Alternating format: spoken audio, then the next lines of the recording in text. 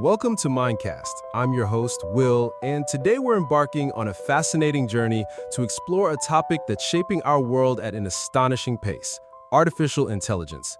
Now, when we talk about AI, especially those frontier models like Google's Gemini or OpenAI's GPT series, our minds often jump straight to the incredible software, the clever algorithms, and the ethical dilemmas. But what if I told you that the true story of AI goes far, far deeper than just lines of code? Today, we're pulling back the curtain and revealing the monumental, mind-boggling scale of infrastructure, energy, and capital investment that's truly powering this revolution. We're talking about resource requirements so vast, they're creating formidable barriers to entry, concentrating power in the hands of a select few. This consolidation is giving rise to what we're calling AI oracles, entities with an unprecedented ability to solve complex problems and, crucially, to wield immense economic and geopolitical influence. Get ready, because the new geopolitics of compute is fundamentally altering the international balance of power, and we're just getting started. Now, let's dive into the fascinating physical reality behind this AI revolution. When you think of a data center, you might picture rows of servers in a chilled room. But for frontier AI, that image is totally obsolete.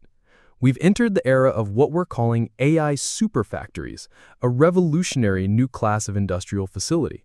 These aren't just bigger data centers, they're massive automated computational factories, dwarfing traditional ones by orders of magnitude. Imagine campuses encompassing millions of square feet, housing hundreds of thousands of specialized processors, with construction costs soaring over $1 billion. At their heart are specialized hardware accelerators, like NVIDIA's graphics processing units, or GPUs, perfectly suited for AI's massive parallel processing. Training a model like OpenAI's GPT-4, for instance, required some 25,000 NVIDIA A100 GPUs running continuously for months. Companies like Google have even developed their own custom tensor processing units, or TPUs, for optimized in-house performance. With thousands of processors working together, the network connecting them becomes absolutely critical. We're talking about ultra-fast interconnects, rapidly moving to next-generation fiber optics at astonishing speeds. These aren't traditional networks. They're redesigned with specialized non-blocking architectures to prevent any bottlenecks, ensuring every millisecond of delay is minimized. And then there's the thermal challenge. The incredible power density of AI hardware has pushed traditional air cooling past its breaking point. This has mandated a wholesale shift to advanced liquid cooling solutions, which are thousands of times more efficient at transferring heat. Whether it's sealed cold plates directly on chips or entire servers submerged in special fluids, these are complex, capital-intensive engineering marvels, essential to keeping these AI superfactories running efficiently. It's truly remarkable. Now, let's talk about the incredible price tag of this technology. We're discussing what amounts to $1 trillion barrier to entry, folks. When we deconstruct what it truly takes to create frontier AI models like OpenAI's GPT-4 or Google's Gemini, the resource requirements are staggering. Take GPT-4, for instance. Its training demanded a massive cluster of around 25,000 NVIDIA A100 GPUs running continuously for months, processing a colossal 13 trillion data tokens. The direct computational cost for just that training, anywhere from $78 to over $100 million. And remember, that only covers the compute time, not the vast underlying infrastructure or data acquisition. Then there's Google's Gemini family, trained on their custom-built tensor processing units. These models are revolutionary for being natively multimodal, processing text, code, images, audio, and video simultaneously. The estimated computational cost for their flagship Gemini Ultra model is an astounding $191 million. This is more than double GPT-4's cost, highlighting the immense investment needed. But here's a crucial, often unspoken resource: human capital. We're talking about a tiny, elite pool of world-class AI researchers and engineers whose talent demands astronomical pay. This exponential surge in costs from hundreds of dollars a few years ago to hundreds of millions today creates a powerful escape velocity. Only the biggest players can afford to stay at the cutting edge, cementing their lead and making it hard for new entrants to compete. It's a truly fascinating and somewhat daunting economic reality. All right, let's pivot from the financial outlay to another monumental challenge: energy. The AI revolution isn't just powered by groundbreaking algorithms, it's powered by electricity.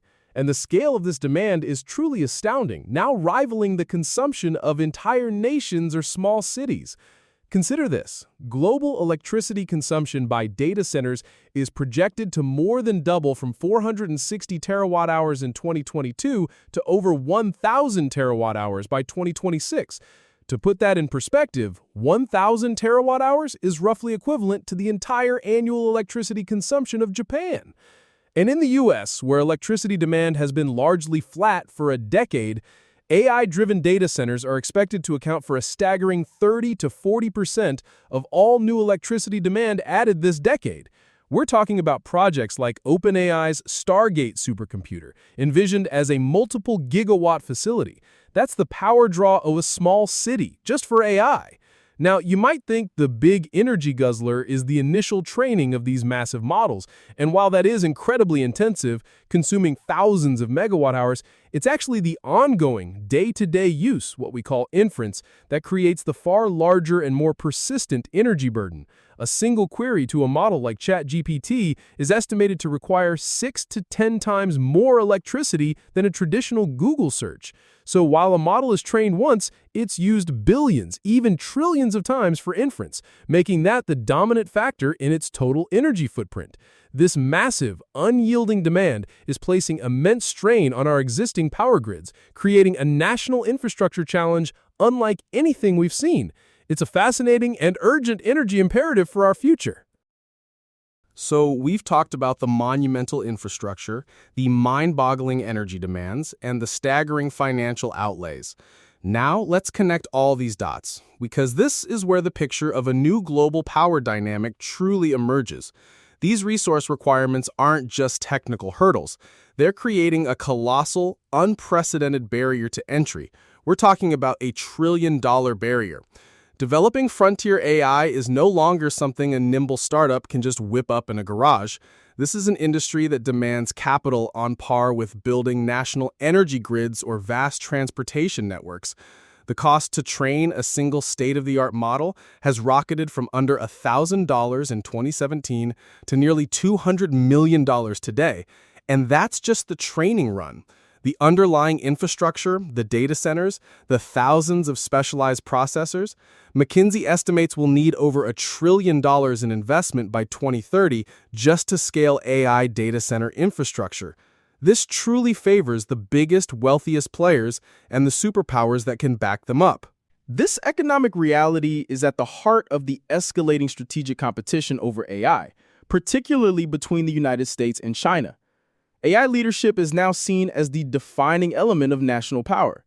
The U.S. currently has a strong lead, driven by its dominance in key parts of the AI supply chain, from chip design to leading foundation models. This is why you see aggressive export controls aimed at restricting China's access to high-end chips. China, of course, is responding with massive state-driven investments to achieve technological self-sufficiency, from its own chips to its own foundation models, and even engaging in AI diplomacy with nations in the global south. It's a digital Cold War, and it's all about access to these foundational resources. And this leads us to the fascinating and somewhat startling concept of the AI oracles. Imagine a hypothetical superintelligence that can answer any question you pose to it, solving intractable problems and generating novel insights at a speed and scale beyond anything we've ever known. The extreme concentration of compute, data, energy, and capital is creating de facto AI oracles right now, right before our eyes, in the form of these leading AI labs and their corporate and state backers. These entities are gaining an unparalleled ability to know and to solve, and that epistemic power, the power that comes from knowing, is a new and potent form of geopolitical influence. It creates a stark and widening technological and economic divide. Most developing nations simply lack the capital, infrastructure, and skilled workforce to participate meaningfully. They risk becoming dependent on systems designed and controlled by foreign entities, which can subtly shape everything from economic development to cultural narratives. This dynamic threatens to deepen global inequalities and even erode national sovereignty, creating a world where only a few hold the keys to this transformative technology. Now, while the idea of AI oracles might sound a bit daunting, it's crucial to remember that this trajectory isn't set in stone. There are powerful countercurrents at play, offering exciting alternative pathways. One of the biggest and most promising is the incredible open-source AI movement. When you see models like Meta's Llama series, Mistral, or Google's Gemma being released, it's a game changer. These initiatives democratize access to core AI technology, allowing developers and researchers globally to inspect, customize, and build upon state-of-the-art systems. It's fantastic for fostering innovation and tailoring AI to local needs. However, while open source brilliantly tackles the software access problem, it doesn't magically solve the underlying resource constraints. There's still a significant compute gap because running and fine-tuning these models still demands substantial hardware and energy, which remains scarce and expensive for many. So, while it creates a more diverse AI ecosystem, it also risks establishing a tiered system where a few large players create the foundational models and a wider community adapts them. So, how do we bridge this? Collaboration, absolutely. No single entity, government or private company, can manage the immense scale and complexity of AI development alone. That's where strategic alliances and public-private partnerships, or PPPs, become absolutely essential. These partnerships can pool resources, combine government oversight and funding with private sector innovation and expertise, and internationally, despite the geopolitical strains, cooperation is indispensable for establishing shared norms for AI safety and bridging that global AI divide. This brings us to some vital policy recommendations for a more stable AI future. First, governments must treat the exponential growth in AI's electricity demand as a matter of national economic and security importance. This means fast-tracking new grid infrastructure, investing heavily in diverse power generation like advanced nuclear or geothermal, and even incentivizing data centers to co-locate with power sources. Second, we need to actively democratize access to compute resources. Initiatives like a shared national AI research resource, as piloted in the United States, are crucial.